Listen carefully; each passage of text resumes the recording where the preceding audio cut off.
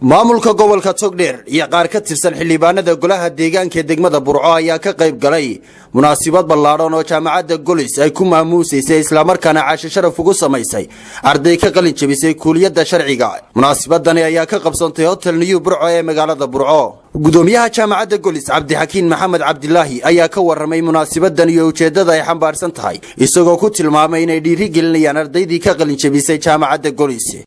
jaamacadda Golis waa jaamacad ilaa iyo xilligii la asaasay 2004 qayb ka ahayd bulshada isla markaana ka shaqeynaysay inay dhinac walba ka caawiso bulshada xagga aqoonta gaar ahaan ciidanka gobolka booliska gobolka Togdheer waxaanu jecelnahay inaanu sii wadno haddii Ilaahay yiraahdo iyaga iyo carruurtoodaba inaanu qayb ka qaadano waxbarashadooda waayo waxaad qiyaasi kartaa qiimaha nabadgelyadu leedahay iyo sida ay ugu taagan yihiin habeen iyo maalin ilaalinta nabadgelyada. inta badan waxay jaamacaddu xoogga saartay focus saartay meelihii ugu aadkaa runtiina waxay noqdeen meelo runtii maanta lagu liibaanay oo ardaydii ka soo baxday ay qayb ka yihiin markaa hadday yihiin booliskii hadday yihiin injineeradii hadday yihiin dhakhaatiirtiiba dadkii la shaqeynayaan. gudoomiye ku-xigeenka gobolka Togdheer Maxamed Diiriye Xaydi iyo xildhibaan Laki iyo waliba taliyaha qaybta booliska ee gobolka Togdheer Axmed Maxamed Guutaale ayaa iyaguna ka mahad celiyay waxbarashadani bilaashka ah ee jaamacadda Golis siisay ardaydan iyagoona geesta kalena u mahadnaqay ardayda ka qalin jabisay oo isugu jira karsoorayaal iyo ciidamada kala duwan ee booliska iyo militariga iyagoo ku amaanay sida hufan ay isugu wadeen waxbarashada iyo shaqadooda oo ah jaamacadda kaliya ee daafurtay inay cilmigeedii ku soo celiso dadka aanay lacagta ka qaadanaynin oo ah meesha qudhe baahidaynu tiilay oo ah mataqaanaa ciidamada booliska ama militariga ama xeeraalinta aad iyo aad baan ugu mahadnaqaynaa jaamacadda Golis gobol ahaan. waxaan u mahadnaqaynaa Dr. Saciid oo ah gudoomiyaha jaamacadaha Golis oo fikirkan lahaa si uu inoo sheegay professorku asna aad iyo aad baan ugu aad iyo aad ayaan cid kasta oo gacan ka geysatay waxbarashadoodan kulliba waxay ahaayeen rag xirfadlayaal oo shaqada yaqaan runtii sida qaybta sharciyada oo kale ama sida dacwad loo oogo waa baarayaashii iyo taliye saldhigyadii iyo taliye xigeenadii iyo saraakiil xigeen intaba weydayn laakiin runtii waa raggii booliska uu ahaa laf dhabarta. Golis waanu ogaan doonaa haddii alla ka dhigo kulli ilaa xadkaas Golis Burco maan u sii ogeyn anigu laakiin hadda wixii ka dambeeyay page cusub baan u furi doonaa haddii alla ka dhigo maalmahan wada joognana haddii alla ka dhigo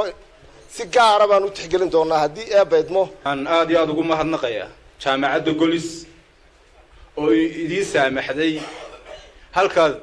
meel fog aad u qaban lahaydeen sharciga lowga inoogu keentay baradeeni Burco idinkoo shaqadiina haysta inaad waqti u heshaan inaad barataan casharadii aad soo baranayseen. waxaan mar labaad isagana u mahadnaqayaa macallinkii intaaba idinla soo dadaalayay ee qodob iskugu dul istaagayay aan qodobna dhaafeen ilaa uu qodobkaa si wacan idin fahansiiyo. xubno ka mid ah ardayda ka qalin jabisay oo madasha ka hadlay ayaa u mahadnaqay maamulka iyo macallimiinta wax soo baray isla markaana ballan qaaday in aqoonta ay barteen ugu adeegi doonaan qarankooda. marka wax la bartana dee qofkii wax bartay si garanaysaayay dee niyadiisa kana ugu wanaagsanaato dee inaana dalacsiisaano raggan halkan fadhfadhee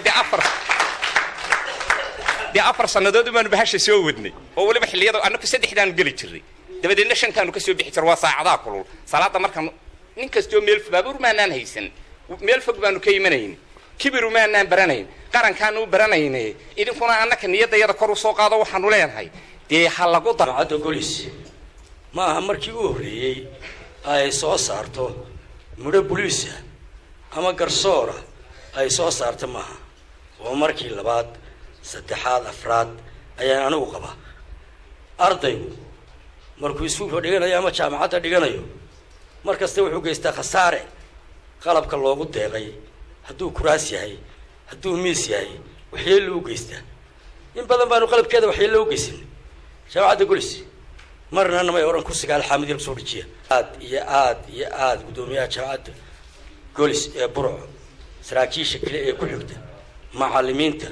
dhammaantood aad baan ugu hambalyeynay labaad waxaan u dirnay jaamacadda golis oo runtii halkan nagu bartay ama nagu wacyigelisay ama nagu soo saartay inaanu dhammaysano waxbarashadan caawaanu ka qalin jabinayno taas